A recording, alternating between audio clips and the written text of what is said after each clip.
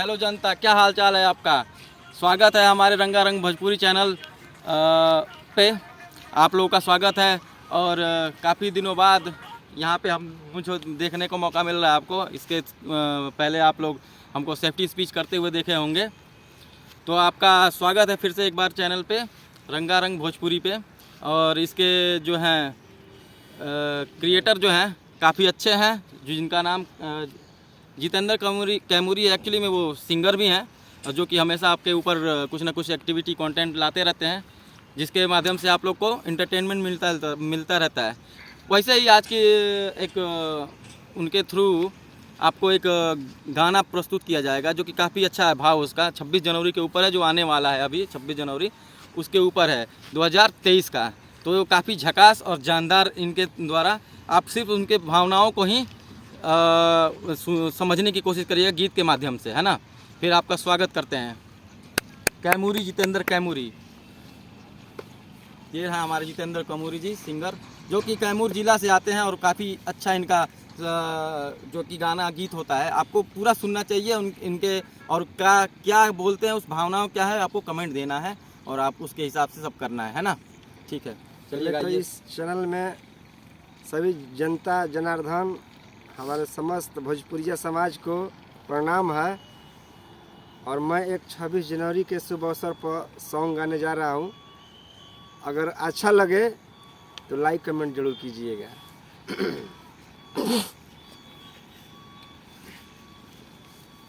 कि आज भी हटे नहीं आँख से मंजर, वाह। बहल खून जैसे बहे पानी, नमन बा शहीद के ऐसन जवानी, भूलई हो नदी हल कुर्बानी, नमन बा शहीद के ऐसन जवानी, भूलई हो नदी हल कुर्बानी।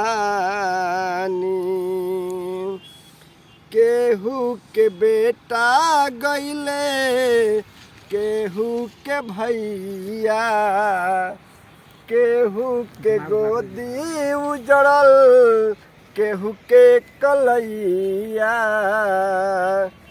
केहू के बेटा गईले, केहू के भैया, केहू के गोदी उजड़ल, केहू के कलैया, केहू के सेनुर उजड़ल, ओहू रे समैया, केहू के सेनुर उजड़ल, ओहू रे समैया, बहल जब बारूद के आगी, नमन बा शहीद के ऐसन जवानी, भूलई हो नदी हल कुर्बानी,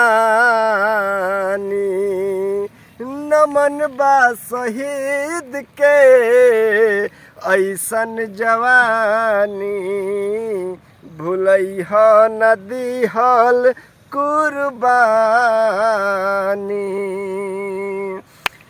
वीर भगत सिंह चंद्र शेखर आजाद हो, राजगुरु सुखदेव के जाई न कब याद हो।